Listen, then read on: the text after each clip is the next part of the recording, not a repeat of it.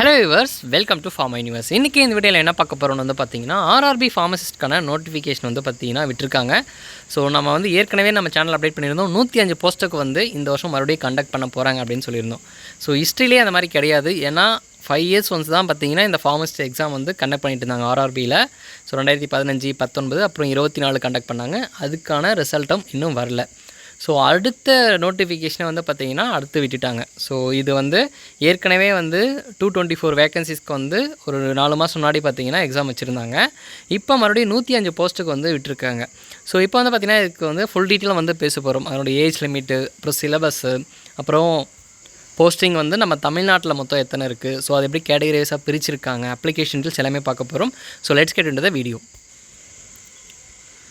So ஆர்ஆர்பியில் எல்லாத்துக்குமான notification வந்து இது காமன் நோட்டிஃபிகேஷன் தான். ஸோ இதில் ஃபார்மசிஸ்ட்டுக்கும் வந்து பார்த்திங்கன்னா இருக்குது. ஸோ இம்பார்ட்டன்ட் டேட்ஸ் வந்து பார்த்திங்கன்னா முதல்ல 26, அதாவது ஏற்கனவே அன்றைக்கி நம்ம வந்து வீடியோ போட்டோம். அன்றைக்கி வந்து ப்ரெஸ் நியூஸில் வந்து கொடுத்துருந்தாங்க. ஸோ 105 போஸ்ட்டுக்கு வந்து வரப்போகுது அப்படின்ட்டு. ஸோ ஓப்பனிங் வந்து பார்த்திங்கன்னா அப்ளிகேஷன் வந்து 9th அன்றைக்கி ஓப்பன் ஆகுது, நாளைக்கு வந்து ஓப்பன் ஆகுது. ஸோ இப்போது 1 மந்த்து டைமும் வந்து கொடுத்துருக்காங்க. ஸோ நெக்ஸ்ட் மந்த்து 8th அன்றைக்கி தான் பார்த்திங்கன்னா அப்ளிகேஷன் வந்து க்ளோஸ் ஆகுது. ஃபீஸ் வந்து பார்த்திங்கன்னா 10ஆம் தேதி வந்து பே பண்ணுற மாதிரி வந்து சொல்லியிருக்காங்க. ஸோ சென்ட்ரல் கவர்மெண்ட்டை பொறுத்த வரைக்கும் இன்கேஸ் வந்து கரெக்ஷன் விண்டோ வந்து ஓப்பன் பண்ணுவாங்க. இன்கேஸ் வந்து ஏதாச்சும் நீங்கள் மிஸ்டேக் பண்ணியிருந்தீங்கன்னா ஸோ அதை வந்து நீங்கள் கரெக்ஷன் பண்ணுறதுக்கும் ஒரு ஆப்பர்ச்சுனிட்டி வந்து கொடுப்பாங்க. ஸோ அதுவும் வந்து பார்த்திங்கன்னா கொடுத்துருக்காங்க. அது வந்து 11th அன்றைக்கி கொடுத்துருக்காங்க. ஸோ அதுவும் 10 days வந்து கொடுத்துருக்காங்க. ஸோ அதுக்கப்புறம் வந்து பார்த்திங்கன்னா ஃபிசிக்கலி சேலஞ்சிட்டு இருப்பாங்களா, ஸோ அவங்க வந்து பார்த்திங்கன்னா ஸ்க்ரைப் வந்து யூஸ் பண்ணிக்கலாம். ஸோ அவங்களுக்கு பதிலாக வேறு ஒருத்தர் வச்சு எக்ஸாம் எழுதலாம், பட் அவங்க கூட இருப்பாங்க. ஸோ அதுக்கு வந்து அவங்களுடைய டீட்டெயில்ஸும் வந்து பார்த்திங்கன்னா அப்லோட் பண்ணுறதுக்கு டேட் வந்து கொடுத்துருக்காங்க. ஸோ இதுதான் இம்பார்ட்டன்ட் டேட்ஸு. நெக்ஸ்ட் வந்து பார்த்திங்கன்னா போஸ்டிங் வந்து போட்டிருக்காங்க. ஸோ ஃபார்மசிஸ்ட் வந்து பார்த்திங்கன்னா இதுக்கு நம்ம வந்து பே ஸ்கேல் வந்து 29,200 இருக்கும். இது வந்து பேசிக் ஸ்கேல். ஸோ சென்ட்ரல் கவர்மெண்ட்டில் வந்து பார்த்திங்கன்னா பேசிக் ஸ்கேல் வந்து இவ்வளோ தான். இதே எம்ஆர்பிக்கு வந்து பார்த்திங்கன்னா 35,400 இருக்கும். பட் அலவன்சஸ் வந்து அதிகம். நம்ம ஸ்டேட் கவர்மெண்ட்டில் வந்து பார்த்திங்கன்னா ட்ராவலிங் அலவன்சஸ் வந்து கிடையாது. அண்டு ஹெச்ஆர்ஏன்றதும் வந்து பார்த்திங்கன்னா கம்மியாக இருக்கும். அங்கே வந்து ரொம்பவே அதிகமாக இருக்கும். ஸோ பேசிக் பே இங்கே அதிகமாக இருந்தாலும் நம்ம ஓவரால் எம்ஆர்பி ஃபார்மசிஸ்டோட சேலரி வந்து பார்த்திங்கன்னா ஜாயின் பண்ணும்போது அரௌண்ட் 55,000 இப்போ. ஆனால் ஃபார்மசிஸ்ட்டுக்கு வந்து பார்த்திங்கன்னா ஆர்ஆர்பி ஃபார்மசிஸ்ட்டுக்கு அந்த 55Kக்கு மேலே தான் வந்து போகும். ஸோ அங்கே வந்து பார்த்திங்கன்னா அலவன்சஸ் வந்து ரொம்பவே அதிகம். ஸோ நெக்ஸ்ட் ஏஜ் லிமிட் வந்து பார்த்திங்கன்னா 20 to 35 வந்து கொடுத்துருக்காங்க. பட் ஏஜ் ரிலாக்ஸேஷன் வந்து இருக்குது. அது வந்து கம்யூனிட்டி வைஸ் வந்து இருக்குது. ஸோ அதையும் வந்து நான் வந்து எக்ஸ்பிளைன் பண்ணுறேன் லேட்டராக. ஸோ ஓவரால் போஸ்ட் வந்து பார்த்திங்கன்னா 105 போஸ்ட் வந்து போட்டிருக்காங்க. ஸோ இதில் அதாவது ஒவ்வொருக்கும் ரீஜன் வந்து பிரிப்பாங்க. சவுத்தர்ன் ரீஜன் பிரிப்பாங்க, வெஸ்டர்ன் ரீஜன், இந்த மாதிரி வந்து நிறைய ரீஜன்ஸ் வந்து, ஏன்னா இது ஆல் ஓவர் இந்தியாவிலுமே வந்து பார்த்திங்கன்னா இது வந்து இருக்குது. ஸோ 105 போஸ்ட் வந்து பார்த்திங்கன்னா ஆல் ஓவர் இந்தியாவுக்கு. அதில் சென்னைக்குன்னு வந்து பார்த்திங்கன்னா அதுவும் தனியாக மென்ஷன் பண்ணி கொடுத்துருக்காங்க. அண்ட் கம்யூனிட்டி வைஸும் கொடுத்துருக்காங்க. ஸோ அதுவும் வந்து நம்ம லேட்டராக பார்ப்போம். இப்போதைக்கு இந்த பேசிக் பே ஸ்கேலும் அண்ட் ஏஜும் வந்து தெரிஞ்சுக்கோங்க. ஸோ நிறைய பேருக்கு வந்து இன்னொரு டவுட் இருக்கும். நான் வந்து இப்போ ஃபைனல் இயர் படிச்சுட்ருக்கேன், இல்லை நான் ஃபைனல் செம் படிச்சுட்ருக்கேன், இல்லை படித்து முடிச்சுட்டு நான் வந்து ரிஜிஸ்ட்ரேஷனுக்காக வெயிட் பண்ணிருக்கேன். மேபி ரிஜிஸ்ட்ரேஷன் பண்ணாதவங்க உடனே பண்ணிவிடுங்க, நிறைய டைம் இருக்குது. ஸோ டைம் அதுக்குள்ளே ரிஜிஸ்ட்ரேஷன் பண்ணிவிட்டு அப்லோட் பண்ணிங்க. ஏன்னா நீங்கள் மஸ்ட்டு வந்து ரிஜிஸ்ட்ரேஷன் பண்ணியிருக்கணும் நம்ம தமிழ்நாடு ஃபார்மசி கவுன்சிலில். ஸோ இல்லைனா வேறு எந்த ஃபார்மசி கவுன்சிலில் ரிஜிஸ்ட்ரேஷன் பண்ணிக்கலாம். ஸோ பட் கண்டிப்பாக பண்ணியிருக்கணும். ஸோ இதில் வந்து பார்த்திங்கன்னா ஃபைனல் ரிசல்ட்காக வெயிட் பண்ணுறவங்க வந்து எலிஜிபிள் இல்லை அப்படின்னு வந்து மென்ஷன் பண்ணியிருக்காங்க கிளியராக. ஸோ அதுவும் வந்து தெரிஞ்சுக்கோங்க. ஸோ நெக்ஸ்ட் வந்து அப்ளிகேஷன் வந்து ப்ராப்பராக வெப்சைட்டில் போய்ட்டு அப்ளை பண்ண இந்த இன்ஸ்ட்ரக்ஷன்லாம் வந்து கொடுத்துருக்காங்க. ஸோ அப்ளிகேஷன் ஓப்பன் உடனே அதை வந்து நம்ம டீட்டெயிலாக வந்து டிஸ்கஸ் பண்ணுவோம். ஸோ நெக்ஸ்ட் வந்து பார்த்திங்கன்னா நமக்கு இதில் நார்மலைசேஷன் அப்படின்னு வந்து ஒரு கான்செப்ட் வந்து கொண்டு வருவாங்க. அதாவது மல்டிபிள் பேட்சஸ் நடக்கும்போது அதில் வந்து பார்த்திங்கன்னா இப்போ ஒரு பேட்சில் வந்து கொஷின் வந்து ஈஸியாக இருக்கலாம், இன்னொரு பேட்சில் வந்து டஃப்பாக இருக்கலாம். பட் இது யாராலையும் ப்ரெடிக்ட் பண்ண முடியாது இல்லையா. ஸோ அதனால் எல்லாருக்கும் வந்து சேமாக வந்து ஒரு ஆவரேஜ் பண்ணி நல்லா டஃப்பாக இருந்த பேட்ச்க்கு வந்து மார்க் வந்து இன்க்ரீஸ் பண்ணி கொடுப்பாங்க. ஸோ அதுதான் நார்மலைசேஷன் கான்செப்ட். அதுவும் வந்து இங்கே அப்ளிகேபிள் ஆகும் அப்படி வந்து முன்னாடி சொல்லிட்டாங்க. இது வந்து கம்ப்யூட்டர் பேஸ்டு டெஸ்ட்டு. ஸோ கம்ப்யூட்டரில் தான் நம்ம வந்து எக்ஸாம் எழுத போகிறோம். ஸோ அது வந்து முன்னாடி சொல்கிறாங்க. இல்லை நெகட்டிவ் மார்க்கும் இருக்குது, அதுவும் தெரிஞ்சுக்கோங்க. ஸோ அதுவும் வந்து கிளியராக வந்து மென்ஷன் பண்ணியிருக்காங்க 1/3. ஸோ நெக்ஸ்ட்டு வந்து பார்த்திங்கன்னா இந்த எக்ஸாமுக்கு வந்து என்னென்ன எடுத்துகிட்டு போகக்கூடாது அப்படின்ட்டு. ஸோ எல்லாமே எலக்ட்ரானிக் கெஜெட்ஸ் எதுவுமே எடுத்துகிட்டு போகக்கூடாது. ஈவன் கால்குலேட்டர் எடுத்துகிட்டு போகக்கூடாது. பென் பேப்பர் எதுவுமே வந்து அலோடு கிடையாது. ஸோ எல்லாமே வந்து இன்ஸ்ட்ரக்ஷன் வந்து கொடுத்துருக்காங்க. ஸோ எல்லாமே வந்து நான் குரூப்லேயும் நம்ம டெலிகிராம் சேனல்லையும் வந்து இந்த பிடிஎஃப் வந்து அப்லோட் பண்ணுறேன். இன்னும் டீட்டெயிலாகவும் தெரிஞ்சுக்கோங்க. ஸோ அதுக்கான லிங்க்கும் வந்து பார்த்திங்கன்னா நம்ம டிஸ்கிரிப்ஷன்லேயே வந்து கொடுத்துறேன். ஸோ இதோட இம்பார்ட்டன்ட் திங்ஸ் வந்து நம்ம டிஸ்கஸ் பண்ணுவோம்.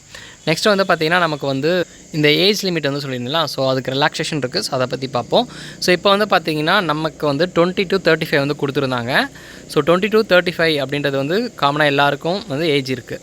ஸோ இதில் ஏஜ் ரிலாக்ஸேஷன் வந்து கொடுத்துருக்காங்க. ஸோ இந்த 35 ஏஜ் லிமிட் வந்து பார்த்திங்கன்னா அன்ரிசர்வ்க்கு வந்து 91 வரை இருக்குது, ஓபிசிக்கு வந்து 88 வரை இருக்குது, எஸ்சிஎஸ்டி இருந்தால் 86 வரையும் வந்து இங்கே வந்து இருக்குது.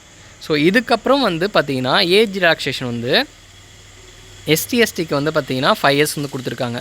ஓபிசி வந்து நான் க்ரீமி லேயர்னு இருக்குது. ஸோ நீங்கள் வந்து ஓபிசி வந்து சர்டிஃபிகேட் அப்ளை பண்ணிங்கன்னா நீங்கள் வந்து இப்போ ஃப்ரெஷ்ஷாக அப்ளை பண்ணிக்கோங்க. அது ஒன் வீக்லேயே வந்துடும். ஸோ நீங்கள் போய்ட்டு அப்ளை பண்ணும்போது அதிலே வந்து க்ரீமி லேயர் நான் க்ரீமி லேயர் 2 கேட்டகரி இருக்குது. ஸோ அதில் நான் க்ரீமி லேயராக இருந்தால் அவங்களுக்கு 3 இயர்ஸ் வந்து கொடுத்துருக்காங்க. அப்போ ஓபிசிக்கு வந்து பார்த்திங்கன்னா 38 வரையும் வந்து அப்ளை பண்ணலாம். எஸ்சிஎஸ்டிக்கு வந்து பார்த்திங்கன்னா ஸோ 40 வரையுமே வந்து அப்ளை பண்ணலாம். So next ex service mens இதெல்லாம் வந்து கொடுத்துருக்காங்க. ஸோ இதெல்லாம் யாருக்கு அப்ளிகபிளோ அவங்க வந்து பார்த்துக்கோங்க. நெக்ஸ்ட் வந்து பிடபிள்யூ கேட்டகரிக்கு வந்து பார்த்திங்கன்னா அந்த கேட்டகரியில் 10 இயர்ஸ் வந்து இது அன்ரிசர்வ் கொடுத்துருக்காங்க. ஓபிசி வந்து 13 இயர்ஸ் கொடுத்துருக்காங்க. எஸ்சிஎஸ்டி இருந்தால் 15 இயர்ஸ் வந்து கொடுத்துருக்காங்க.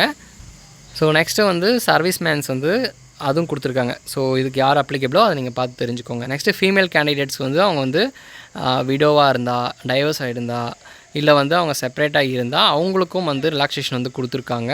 ஸோ இந்த ரிலாக்ஸேஷன் மேபி யாருக்குன்னா அப்ளிகபிளாக இருந்தால் யூஸ் பண்ணிக்கோங்க. நெக்ஸ்ட்டு நம்ம எக்ஸாம் ஃபீஸ் வந்து பார்த்திங்கன்னா ஸோ எல்லாருக்குமே வந்து 500 ருபீஸு.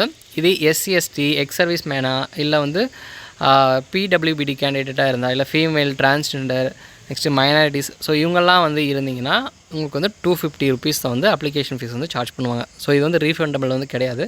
ஸோ அதுவும் தெரிஞ்சுக்கோங்க. நீங்கள் எக்ஸாம் எழுதலாம், அதாவது நீங்கள் எக்ஸாம் எழுதிட்டிங்கன்னா அது வந்து உங்களுக்கு வந்து ரிட்டன் ஆகிடும். அதுவும் வந்து பார்த்திங்கன்னா மென்ஷன் பண்ணியிருக்காங்க. Only candidates who attend CBT will get a refund of their examination fees as mentioned above. So அது வந்து ரீஃபண்ட் ஆகிடும் நீங்கள் எக்ஸாம் எழுதிட்டிங்கன்னா. ஸோ அது வந்து தெரிஞ்சுக்கோங்க. இந்த மாதிரி வந்து இருக்குது. ஸோ நெக்ஸ்ட்டு வந்து இந்த மைனாரிட்டிஸ் வந்து மேலே மென்ஷன் பண்ணியிருந்தாங்களா, ஸோ இது எல்லாமே வந்து மைனாரிட்டிஸில் வந்து வரும். ஸோ அது வந்து தெரிஞ்சுக்கோங்க.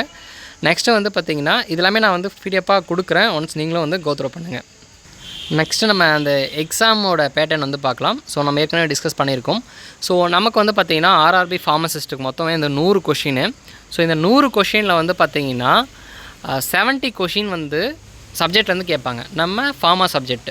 ஸோ நம்ம ஃபார்மா சப்ஜெக்ட் வந்து பார்த்திங்கன்னா மேஜர் சப்ஜெக்ட் எல்லாமே இருக்கும். பட் இங்கே என்ன ஆக்சுவலாக என்னென்னா டிஃபார்ம் வந்து எலிஜிபிள்.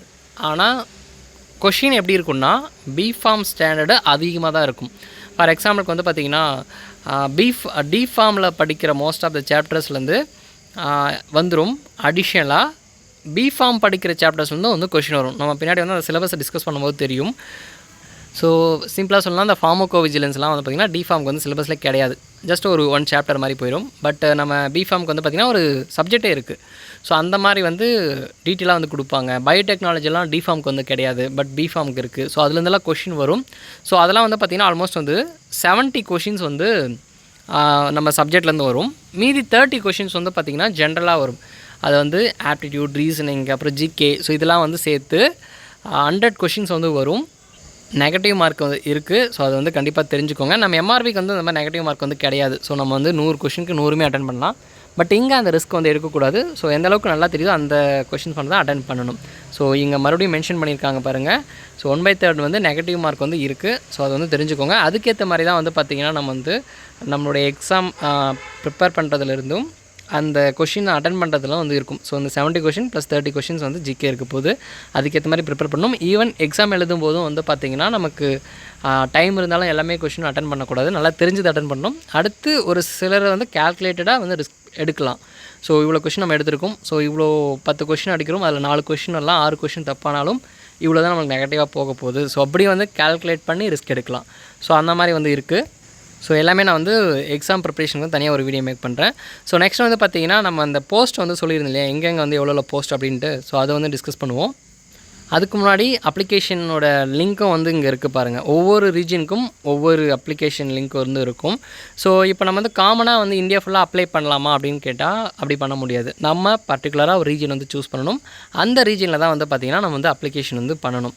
ஸோ நம்ம வந்து சென்னையிலையும் பண்ணிவிட்டு அந்த நார்த் சைடில் இருக்கிற ஒரு ரீஜனை வந்து சூஸ் பண்ண முடியாது. நம்ம சென்னை வேணால் சென்னை மட்டும் தான் வேணும், இல்லை நார்த் சைடு வேணால் ஒரு பக்கம் தான் வந்து பார்த்திங்கன்னா நம்ம வந்து சூஸ் பண்ண முடியும். ஸோ அந்த மாதிரி வந்து இண்டிவிஜுவலாக பார்த்திங்கன்னா எல்லாத்துக்குமே வந்து கொடுத்துருக்காங்க. ஸோ மோஸ்ட்டாக நம்ம தமிழ் பீப்புள் சென்னை ரீஜன் தான் வந்து அப்ளை பண்ணுவாங்க.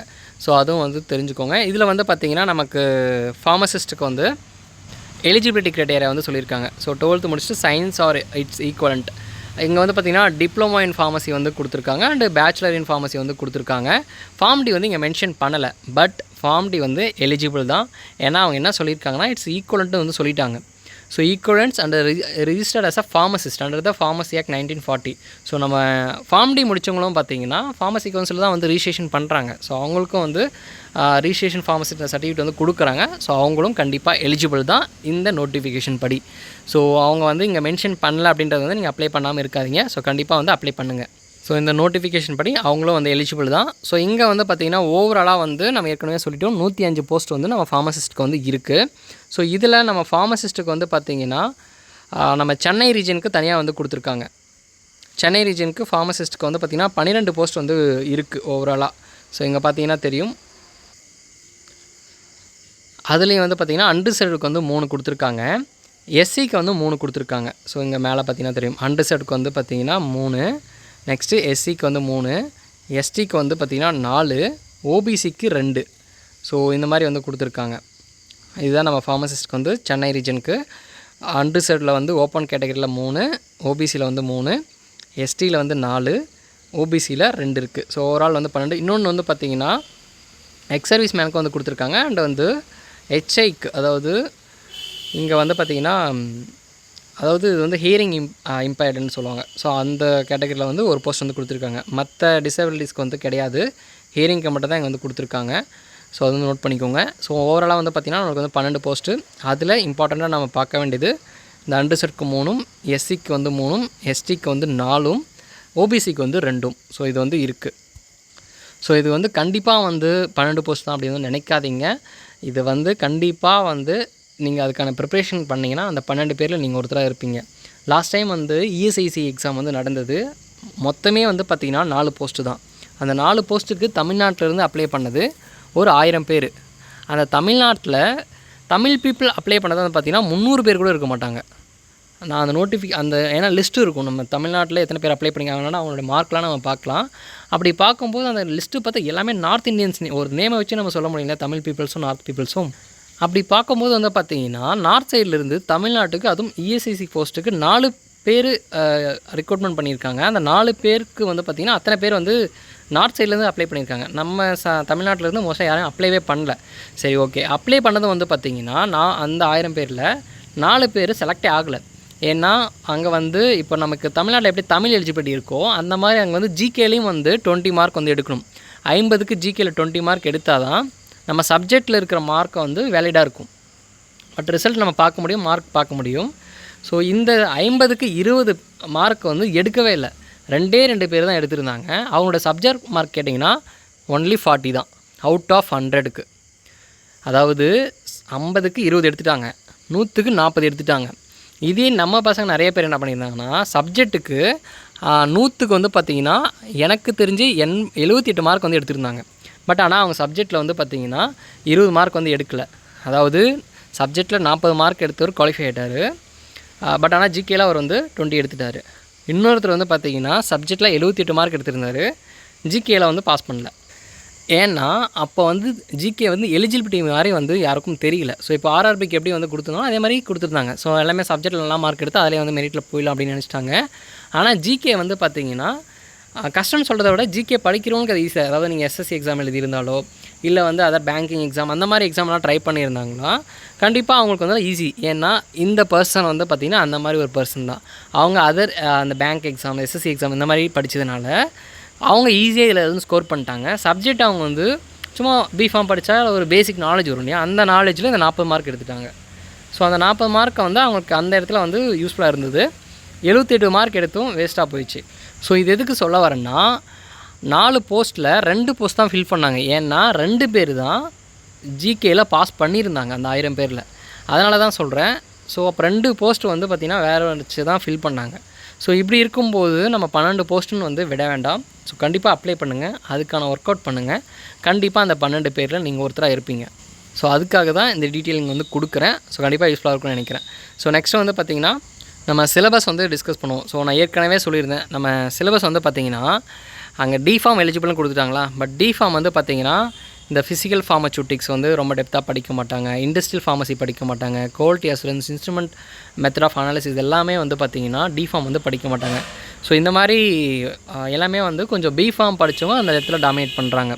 என்ன தான் எலிஜிபிலிட்டி அங்கே இருந்தாலும் இன்கேஸ் அவங்களும் வந்து பாஸ் பண்ணலாம். எப்படின்னா இதெல்லாம் வந்து படிக்கணும். இப்போ பிஃபார்ம் படித்தவங்க இதெல்லாம் வந்து அவங்களுடைய காலேஜ்லேயே வந்து படிச்சிருப்பாங்க. ஏன்னா அட்வான்ஸ்ட் இன்ஸ்ட்ருமெண்டேஷன் டெக்னிக்ஸ் எல்லாம் வந்து பார்த்திங்கன்னா பிஃபார்மில் தான் வருது. அது தனி செம்மாவே அவங்களுக்கு வந்து இருக்குது. கேடெல்லாம் வந்து கொடுத்துருக்காங்க, computer aided drug design. So இந்த மாதிரிலாம் இருக்கும்போது டிஃபார்ம் கேண்டிடேட்ஸ் வந்து மேக்ஸிமம் சஃபர் ஆக வாய்ப்பு இருக்குது. ஸோ பட் இந்த சிலபஸை வந்து யார் படிக்கிறாங்களோ கண்டிப்பாக அவங்க வந்து இந்த டாப் லிஸ்ட்டில் கண்டிப்பாக வர வாய்ப்பு இருக்குது. பட் எல்லாமே இது படிக்கணுமா அப்படின்றது ஒரு டவுட்டும் இருக்கும். ஸோ இப்போ வந்து பார்த்திங்கன்னா நான் 70 கொஷின்ஸ் வந்து சொல்லிட்டேன். இந்த 70 கொஷினில் வந்து பார்த்திங்கன்னா நார்மலாக காம்படிட்டிவ் எக்ஸாம்னால் ஒரு கோர் சப்ஜெக்ட்னு இருக்குது, ஜூட்டிக்ஸ், காலேஜ், கெமிஸ்ட்ரி, காக்னசி. பட் காக்னசிக்கு இந்த இடத்துல மோஸ்ட்டாக வந்து அவங்க இம்பார்ட்டன்ஸ் கொடுக்குறதில்ல. ஏன்னா இவ்வளோ சப்ஜெக்ட் நமக்கு அதர் சப்ஜெக்ட் வந்து இருக்குது. அதனால் வந்து பார்த்திங்கன்னா இந்த பேசிக் சப்ஜெக்ட்லேருந்தே 45 கொஷின்ஸ் வந்து வந்துடும். ஏன்னா லாஸ்ட் டைம் ஒரு 4 மாதம் முன்னாடி தான் எக்ஸாம் நடந்தது. ஸோ அந்த எக்ஸாமில் கொஷின் பேப்பரை பார்க்கும்போது தெரிஞ்சது 45 கொஷின் இந்த அளவுக்கு பேசிக் லெவலில் தான் இருக்கும். அடுத்த ஒரு 25 கொஷின்ஸாக வந்து பார்த்திங்கன்னா இந்த கேட்லேருந்து, இண்டஸ்ட்ரியல் ஃபார்மசியிலேருந்தும், இன்ஸ்ட்ருமெண்ட் அண்ட் அனாலிசிஸில் இருந்தும், ஃபார்மசி ப்ராக்டிஸ், நாவல் ட்ரக் டெலிவரி சிஸ்டம். ஸோ இதெல்லாம் வந்து பேசிக்காக டிப்ளமோவில் இருக்குது. பட் ரொம்ப டீப்பாக வந்து கிடையாது. இந்த ரெகுலேட்டரி சயின்ஸு, காஸ்மெட்டிக்ஸு, எக்ஸ்பெரிமெண்டல் ஃபார்மகாலஜிலாம் வந்து டிஃபார்முக்கு வந்து கிடையாது. ஸோ அதெல்லாம் சேர்த்து படித்தா தான் அந்த ரிமைனிங் 25 கொஷின்ஸ் வந்து அட்டன் பண்ண முடியும். பட் நமக்கு பாஸ் பண்ணுறதுக்கு அந்த மார்க் போதுமானா சப்ஜெக்டில் 45, நம்ம ஜிகேயில் வந்து கொஞ்சம் படிச்சிங்கன்னா கண்டிப்பாக வந்து எடுத்துடலாம். ஏன்னா கட் ஆஃப் வந்து எவ்வளோ வரும்னு பார்த்தீங்கன்னா அரௌண்டு ஒரு 50 to 60 தான் வரும். ஸோ இந்த 50 to 60 தான் வரும். ஆவரேஜாக சொன்னால் ஒரு 55+ இருக்கும். அவ்வளோதான் கட் ஆஃப் வந்து வரும். எவ்வளோக்கு நான் சொல்கிறேன்னா 100க்கு நான் சொல்கிறேன். ஸோ ஏன்னா நெகட்டிவ் மார்க் வந்து இருக்குது. ஸோ கொஷினும் வந்து பார்த்திங்கன்னா கொஞ்சம் டஃப்பாக இருக்கும் நம்ம மற்ற எக்ஸாம்ஸை கம்பேர் பண்ணும்போது. ஏன்னா இது வந்து மற்ற மோஸ்ட் ஆஃப் த எக்ஸாம்ஸ் வந்து பார்த்திங்கன்னா எல்லாமே வந்து டிஃபார்ம் லெவலில் வந்து கண்டக்ட் பண்ணுவாங்க. ஸோ இந்த அடிஷ்னல் சப்ஜெக்ட்லாம் வந்து பார்த்திங்கன்னா இருக்காது. பட் ஆனால் நமக்கு வந்து இந்த கொஷின் பேட்டர்ன் வந்து நமக்கு கொஞ்சம் இன்னும் டீப்பாக இருக்கும். ஸோ அதனால் வந்து எல்லாமே அந்த எல்லாத்தையும் படித்து எழுதுகிறவங்க வந்து கொஞ்சம் கம்மியாக தான் இருப்பாங்க. அது இல்லாமல் ரீஜியன் பிரிக்கிறதுனால இப்போ தமிழ்நாடுனா தமிழ்நாட்டில் எழுதுகிறவங்க தான் காம்படிஷன், நார்த் சைட்னா அவங்க எழுதுகிறவங்க தான் காம்படிஷன். ஸோ எல்லாருமே வந்து மிங்கிள் ஆக மாட்டாங்க. அதனால் வந்து அந்தந்த ரீஜனுக்கு வந்து அப்ளை பண்ணுறவங்களுக்குள்ள தான் காம்படிஷனே வரும். ஸோ அதனால் என்ன சொல்ல வரோன்னா, நீங்கள் படித்ததில் கொஞ்சம் நல்லா தெளிவாக இருங்க. ஸோ காம்படிட்டிவ் எக்ஸாமை பொறுத்த வரைக்கும் நம்ம எவ்வளோ படிக்கிறோன்றது வந்து செகண்டரி தான். படித்தது எந்த அளவுக்கு ரிவைஸ் பண்ணி ஞாபகம் வச்சுருக்கோன்றது தான் ப்ரைமரியாக நம்ம பார்க்கணும். ஸோ அதனால் என்ன சொன்னால் எல்லாம் எம்ஆர்பிக்கு வந்து படிச்சிருப்பீங்க. ஸோ அந்த கோர் சப்ஜெக்ட் வந்து இன்னும் அந்த கான்செப்ட்லாம் நல்லா தெரிஞ்சுனிங்கன்னா கண்டிப்பாக வந்து இதையும் ஈஸியாக க்ராக் பண்ணலாம். இன்கேஸ் நீங்கள் அடிஷனலாக உங்களுக்கு ஜிகேலையும் வந்து நாலேஜ் இருக்குன்னா அதையும் வந்து நீங்கள் ஈஸியாக வந்து க்ராக் பண்ணலாம். ஸோ ஜிகேக்கும் வந்து பார்த்திங்கன்னா சிலபஸ் வந்து கொடுத்துருக்காங்க. இது எல்லாத்துக்குமே வந்து நான் பெஸ்ட்டாக சொல்கிறது, மேபி உங்களுக்கு வந்து மேக்ஸ் போட தெரிஞ்சால் நீங்கள் அந்த புக்ஸை வச்சு கூட கற்றுக்கலாம். இல்லைனா எல்லாத்துக்குமே வந்து பார்த்திங்கன்னா ஒவ்வொரு இண்டிவிஜுவல் டாப்பிக்கும் வந்து யூடியூப்பில் வந்து வீடியோஸ் வந்து அவைலபிளாக இருக்குது. ஏன்னா இது எல்லாமே வந்து யூபிஎஸ்சியிலேருந்து டிஎன்பிசியிலேருந்து எல்லாமே காமனாக கேட்கக்கூடிய ஜென்ரல் கொஷின்ஸ். ஸோ பேங்கிங் எக்ஸாம்ஸ்லாம் இதை வந்து ஸ்கிப் பண்ண முடியாது, எஸ்எஸ்சிக்கும் ஸ்கிப் பண்ண முடியாது இந்த டாபிக்ஸ்லாம். ஸோ அந்த எக்ஸாம் ப்ரிப்பேர் பண்ணுறதுக்கு எல்லாமே வந்து கிளியராக யூடியூப்பில் வந்து டீட்டெயிலாக வந்து கொடுத்துருப்பாங்க. ஸோ நீங்கள் வந்து அந்த மாதிரி நோட் போட்டு இதெல்லாம் எழுதி கூட நீங்கள் வந்து நாலேஜ் வந்து கெயின் பண்ணலாம். இதுக்கு நீங்கள் வந்து ஃபார்மா புக்ஸே வந்து ரெஃபர் பண்ணிக்கலாம். இல்லைனா சஜஷன் வந்து வேறு புக் வந்து கேட்குறீங்கன்னா அதுக்கும் வந்து நான் சொல்கிறேன். இந்த புக்கோட நேம் வந்து பார்த்திங்கன்னா text book of MRB pharmacist. இது ஸ்பெசிஃபிக்காக பார்த்திங்கன்னா எம்ஆர்பி ஃபார்மசிஸ்ட்டுக்காகவே ரெடி பண்ண புக்கு. பட் ஆனால் இது வந்து அதர் ஃபார்மா எக்ஸாமுக்கு யூஸ் பண்ணலாம். ஸோ ஃபார் எக்ஸாம்பிளுக்கு இப்போ வந்து பாண்டிச்சேரினா சேம் சிலபஸ் தான். இப்போது எம்ஆர்பின்னும் போது சிலபஸ் அப்டேட் பண்ணியிருக்காங்க. ஸோ இந்த புக்கும் அடிஷ்னலாக வந்து அப்டேட் பண்ண சிலபஸ் போர்ஷன்ஸும் வந்து படிச்சிங்கன்னா அதை வந்து க்ராக் பண்ணலாம். ஸோ ஆர்ஆர்பிக்கு பார்த்திங்கன்னா இது மட்டும் எனஃபாக இருக்காது கண்டிப்பாக. ஏன்னா இதில் வந்து கோர் சப்ஜெக்ட் மட்டும் தான் இருக்கும். அங்கே வந்து அடிஷ்னல் சிலபஸ் வந்து நிறையவே அதிகம். இங்கே வந்து ஜூட்டிக்ஸு, கெமிஸ்ட்ரி, காக்னசி, காலேஜி அண்டு மைனர் சப்ஜெக்ட்லாம் நீங்கள் வந்து ஸ்கிப் பண்ணலாம். இதெல்லாம் வந்து நம்ம ஆர்ஆர்பிலேருந்து கேட்க மாட்டாங்க. ஸோ நெக்ஸ்ட் வந்து ஜூரிஸு, பயோகெமிஸ்ட்ரி, இதெல்லாம் வந்து பயோகெமிஸ்ட்ரிலாம் எனஃபாக இருக்கும். So next human anatomy and ஃபிசியாலஜிலாம் எனஃபாக இருக்கும். ஏன்னா அதெல்லாம் வந்து எல்லாமே வந்து கம்ப்ளீட்டாக இருக்கும். Pharmacology, anatomy and physiology, biochemistry, so இந்த மாதிரி எல்லாமே வந்து பார்த்திங்கன்னா சேம் சிலபஸ் தான். பட் ஆனால் அங்கே வந்து அடிஷ்னலாக வந்து கொஞ்சம் படிக்கிற மாதிரி தான் இருக்கும் ஆர்ஆர்பிக்கு. ஏன்னா அங்கே போர்ஷன்ஸும் வந்து அதிகம் எம்ஆர்பியை கம்பேர் பண்ணும்போது. ஸோ இந்த புக்கும் வந்து பார்த்திங்கன்னா இந்த மாதிரி தான் கவர் பண்ணியிருக்கும். எல்லாமே வந்து கலரில் வந்து பிரிண்ட் பண்ணியிருக்கும். ஸோ எல்லாமே பாயிண்ட்ஸ்லாம் ஹைலைட் பண்ணி ப்ரீவியஸ் இயரில் வந்து கொஷின்ஸ்லாம் எப்படி கேட்டிருக்காங்க ஸோ எல்லாமே வந்து மென்ஷன் பண்ணியிருப்போம். ஸோ வேணுன்றவங்க இந்த நம்பருக்கு வந்து பார்த்திங்கன்னா நீங்கள் வாட்ஸ்அப்பில் வந்து நீங்கள் வந்து என்கொயரி பண்ணிக்கலாம். ஸோ இந்த பிடிஎஃப் ஷேர் பண்ண சொன்னாலும் ஷேர் பண்ணுவாங்க. அதை பார்த்துட்டு உங்களுக்கு ஓகேன்னா பை பண்ணிக்கலாம். ஸோ இன்ஸ்டாகிராம் பேஜஸும் இருக்குது. எல்லா டீட்டெயில்ஸும் அப்டேட்ஸும் வந்து பார்த்திங்கன்னா இன்ஸ்டாகிராமில் இன்ஸ்டண்ட்டாக வந்து அப்லோட் பண்ணிடுவோம். ஸோ அதையும் ஃபாலோ பண்ணிக்கோங்க. டெலிகிராம் குரூப்லேயும் வந்து பார்த்திங்கன்னா இந்த மாதிரி பிடிஎஃப் ஷேர் பண்ணுறது இம்பார்ட்டன்ட் நியூஸ் எல்லாமே வந்து ஷேர் பண்ணிகிட்ருக்கோம். ஸோ இது வரைக்கும் ஜாயின் பண்ணாதவங்க லிங்க் வந்து பார்த்திங்கன்னா டிஸ்கிரிப்ஷனில் இருக்குது. ஸோ அதை கிளிக் பண்ணி எல்லாமே வந்து ஜாயின் பண்ணிக்கோங்க. இந்த புக்கு வேணுன்றவங்க இந்த நம்பருக்கு வாட்ஸ்அப்பில் மெசேஜ் பண்ணிங்கனாவே போதும். உங்களுக்கு வந்து ரிப்ளை பண்ணுவாங்க. உங்களுக்கு டவுட்ஸ் வந்து கிளியர் பண்ணிவிட்டு புக்கு வேணும்னா நீங்கள் வந்து பை பண்ணிக்கலாம். இது தவிர்த்து எனக்கு ஸ்டாண்டர்ட் புக்கில் தான் படிக்கணும், ஸ்டாண்டர்ட் புக்கில் சொல்லுங்கள் அப்படின்னா ஒரு புக்கு நம்ம சொல்லும்போது எல்லாருக்குமே அது கண்டிப்பாக சூட்டபுளாக இருக்காது. நீங்கள் காலேஜில் என்ன படிச்சிங்களோ அந்த புக்கை வந்து படிச்சுக்கோங்க. அதுதான் பெஸ்ட்டாக வந்து இருக்கும் இந்த காம்படிட்டிவ் எக்ஸாம் பொறுத்த வரைக்கும். ஸோ இதுதான் பார்த்திங்கன்னா இம்பார்ட்டண்ட்டாக இருக்கிற நியூஸ் எல்லாமே சொல்லிட்டேன். ஸோ இதுக்கப்புறம் அப்ளிகேஷன் டீட்டெயில்ஸாக இருக்குது. ஸோ அது நம்ம வந்து அப்ளிகேஷன் ஓப்பன் ஆனோடனே அது நம்ம வந்து எக்ஸ்பிளைன் பண்ணுவோம். ஸோ கண்டிப்பாக இந்த வீடியோ யூஸ்ஃபுல்லாக இருக்கும்னு நினைக்கிறேன். யூஸ்ஃபுல்லாக இருந்தால் லைக் பண்ணுங்கள். வேறு எதுனா யூஸ்ஃபுல்லாக இருக்குன்னு நினச்சினா கண்டிப்பாக உங்களுக்கு வந்து ஷேர் பண்ணிவிடுங்க.